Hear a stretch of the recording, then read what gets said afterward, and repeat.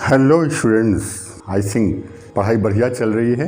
इन videos की जो प्रतिक्रिया मुझे मिल रही है, जिस तरीके से आपने हाथों हाथ लिया है वीडियोस को, दैट शोज कि आप अपनी मंजिल की तरफ बढ़ सके हैं। एक बात मैं सबसे कहूँगा, ये कंपटीशन की फील्ड है, यहाँ कोई फेल नहीं होता। बस कुछ लोग धैर्य बनाए रखते हैं और कुछ लोग धैर्य छोड़ जाते हैं। सो प्लीज़ एक लंबी लड़ाई के लिए तैयार होइए और यकीन मानिए कि अगर कहीं चमत्कार होते हैं ना, तो इसी जगह पर होते हैं। Okay fine. पिछले वीडियो में हमने चर्चा की थी आपसे कि कैसे थे इंडस वैली सिविलाइजेशन के नगर, दैट इज मोहनजोदड़ो, हड़प्पा, कालीबंगा, धौलावीरा, जिसे अरबपतियों का नगर कहा जाता था, और इनकी अविश्वसनीय संरचना कि जब समूचे विश्व में मानव समूह अभी धूप में पकाई हुई ईंटों का इस्तेमाल करना सीख रहा था ना, एट दैट मोमेंट सुमेरिया और मेसोपोटामिया से भी बड़े क्षेत्र में एक रूप संस्कृति की स्थापना होती है। थोड़ा सा चौंकाती है ये चीज हमें, क्योंकि इंडस वैली सिविलाइजेशन का हमें क्रमिक विकास नहीं मिलता। आपको याद है ना, नवपाषाण काल, हमने बताया था आपसे कि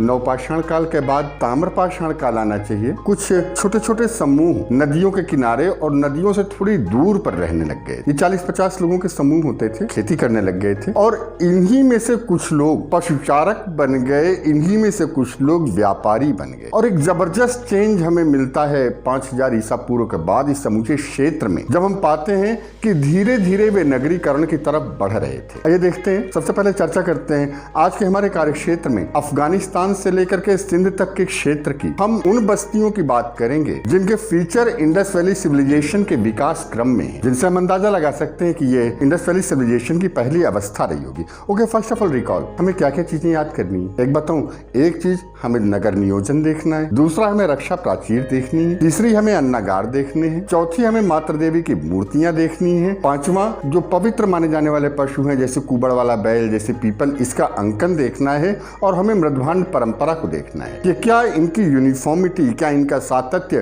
किसी नई सभ्यता के आगमन का संकेत दे रहा था। लेट अस स्टार्ट विद दक्षिणी अफगानिस्तान का एक हिस्सा है मुंडी गाक। आश्चर्यजनक तरीके से करीब 5000 ईसा पूर्व के आसपास मुंडी गाक में जो नियोजन मिलता है हमें बस्तियों का, वो खेती से ऊपर उठ चुका था। सरप्राइजिंगली रक्षा प्राचीर थी यहाँ पर बड़े पैमाने पर हमें माता देवी की मूर्तियां मिलती हैं। हमें एक बड़ा मकान मिला है जिसे मैं सर्वोच्च शक्ति का आवास कहता हूँ, उसके बगल में ही एक सभा स्थल मिला है, और ढेर सारे मृदभांड मिले हैं जो मृदभांड क्वेटा और बालाकोट की संस्कृतियों से साम्य रखते हैं। यह था दक्षिणी अफगानिस्तान का मुंडी गाक। थोड़ा सा दक्षिणी, अब मुंडी गाक से थोड़ा सा पूरब और दक्षिण की तरफ बढ़ेंगे ना थोड़ी दूर, देन देयर इज दम्ब सादात। बिल्कुल वैसी ही विशेषताएं दम्ब सादात की। बस्तियों में एक नगर नियोजन दिख रहा है, हमें मृदभांड दिख रहे हैं, वैसे ही जैसे कि मुंडी गाक के लोग इस्तेमाल किया करते थे। पेरियानो घुड्डई बड़ी इंपॉर्टेंट जगह है, क्योंकि यहाँ से हमें मातृ देवी की बड़े पैमाने पर मूर्तियां मिली हैं, जो इंडस वैली सिविलाइजेशन की खास बात है। थोड़ा सा और नीचे आएंगे, दक्षिणी बलूचिस्तान। दक्षिणी बलूचिस्तान का सबसे समृद्ध हिस्सा जहाँ से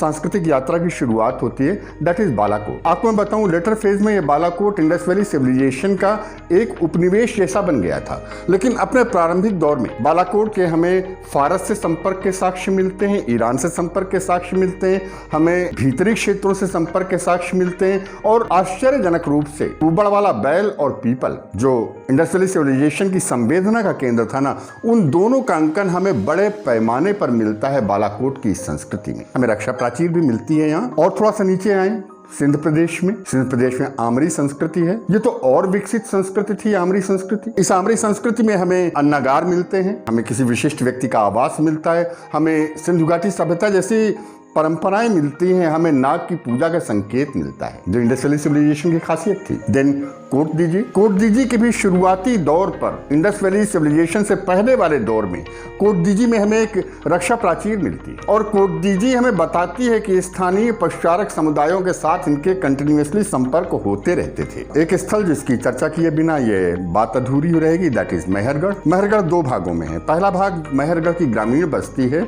जिसका विकास 7500 ईसा पूर्व से शुरू हुआ था और करीब 4500 ईसा पूर्व तक चला। पता नहीं क्या हुआ, इस बीच में कुछ समय के लिए प्रगति बाधित हुई, और मेहरगढ़ का जो अगला दौर था, जो नेक्स्ट दौर था, वो नगरीकरण का दौर था। हमें बड़े पैमाने पर एक नियोजन के अंतर्गत बसी हुई बस्तियां मिलती हैं, हमें ढकी हुई नालियां मिलती हैं, हमें अन्नागार मिलते हैं, हमें बड़े बड़े मकान मिलते हैं। वहां पर हम पहले स्तर के विपरीत, जो पहला स्तर था उसमें भेड़ और बकरी की संख्या ज्यादा थी, लेकिन अब जो दूसरा स्तर आया था ना, यहाँ पर बड़े पैमाने पर हमें गाय और बैल, इन पशुओं के हमें अवशेष मिलते हैं। लगता है जैसे एक स्थायी जीवन, एक स्थायी ग्रामीण जीवन अपने सरप्लस प्रोडक्शन, अपने अतिरेक उत्पादन के बल पर ऊपर उठ रहा था। मातृ देवी की मूर्ति मिलती है हमें यहाँ से।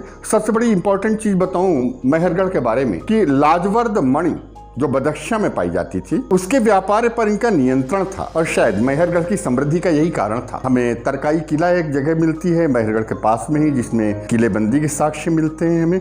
ये सब विशेषताएं इंडस वैली सिविलाइजेशन की हैं और मैं इंडस वैली सिविलाइजेशन के आने के पहले की जानकारियां दे रहा हूं आपको। अपार्ट फ्रॉम दैट एक जगह है रहमान ढेरी, वो जो सर्वोच्च शक्ति के विकास की बात मैं कर रहा था, उसका एक बढ़िया नमूना है। मकान के बीचों बीच एक आयताकार मकान है और उस मकान का एक कमरा गोल है। लगता है यह वो इस केंद्रीय शक्ति का आवास रहा होगा जो इस समूचे तंत्र को नियंत्रित करती थी। कालीबंगा बेहद इंपॉर्टेंट साइट है क्योंकि इसके हमें प्राग हड़प्पन साइट्स पूरी मिलती हैं और कालीबंगा के प्राग हड़प्पन स्थल से हमें एक जुते हुए खेत के साक्ष्य मिलते हैं। आप जानते हैं उस समय हल का इस्तेमाल नहीं होता था, हल के साक्ष्य नहीं मिले हैं। लेकिन जब कालीबंगा की ये खोज सामने आई तो पाश्चात्य इतिहासकारों, ब्रिटिश इतिहासकारों ने कहा कि अरे कुछ नहीं, ये तो पानी भरा हुआ था और छप्पर कोई गिर गया होगा जिसके निशान पड़ गए। बट कालांतर में हुई रिसर्चेस ने बताया कि नहीं, ये खेत था और खेत को जोते जाने के साक्ष्य मिले हैं। दैट मीन्स हल जैसे किसी इंस्ट्रूमेंट को कृषि में नियोजित किया जाने लग गया था। अपार्ट फ्रॉम दैट फतेहाबाद में एक जगह है, हरियाणा के फतेहाबाद में भेडाना, जहां पर हमें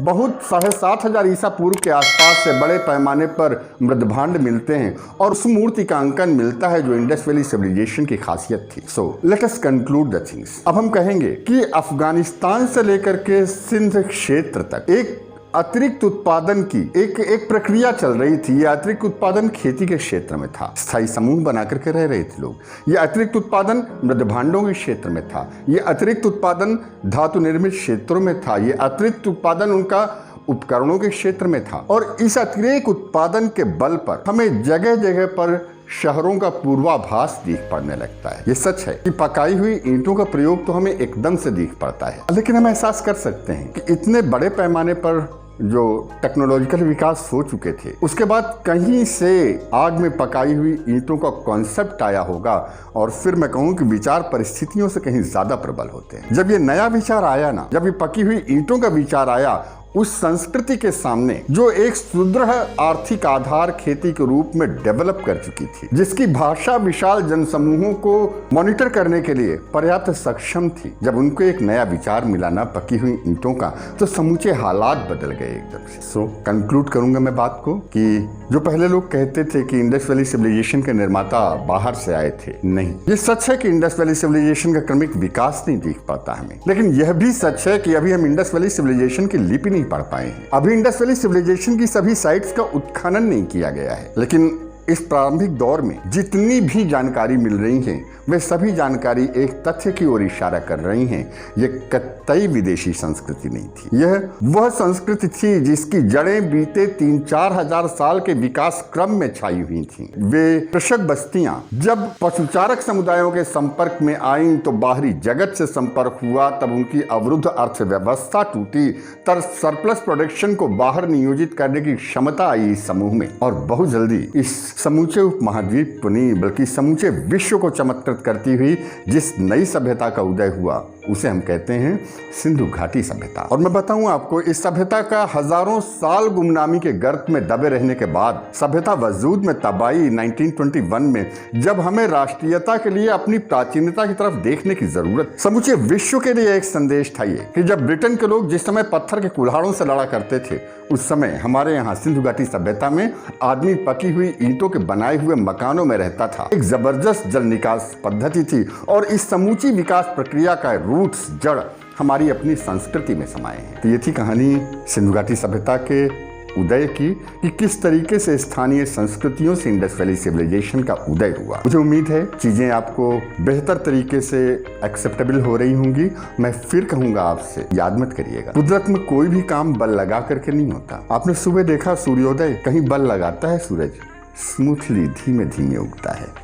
हवा बल लगाती है क्या? नदी बल लगाती है क्या? प्रकृति की जितनी घटनाएं हैं स्मूथली हो रही हैं। सो बिल्कुल याद करने की कोशिश मत करिए, शब्दों के भीतर झांकने की कोशिश करिए, टाइम मशीन में बैठ करके उस कालखंड में जाने की कोशिश करिए और टाइम मशीन में बैठ करके उस कालखंड में थोड़ा सा रुकने की कोशिश करिए। आप पाएंगे कि इतिहास बोलता है, इतिहास के साक्ष्य बोलते हैं, इतिहास की लाइनों के बीच में से बहुत कुछ अनकहा बोलता है। Thank you very much. आप सबने जितने उत्साह के साथ हमारे इस चैनल की सदस्य संख्या मात्र 10 दिन के भीतर 2000 से ऊपर की है, दैट शोज योर अफेक्शन। आपके इस सहयोग के हम शुक्रगुजार हैं। Great salute. वादा है हमारा कि टाइम पर हम आपको लगातार नियमितता में सब्जेक्ट से कंसर्न वीडियोस देते रहेंगे। अगर आपने अब तक मेरा चैनल सब्सक्राइब नहीं किया है, then please subscribe the channel, share the video and come towards सपनों की दुनिया। फिर मिलेंगे।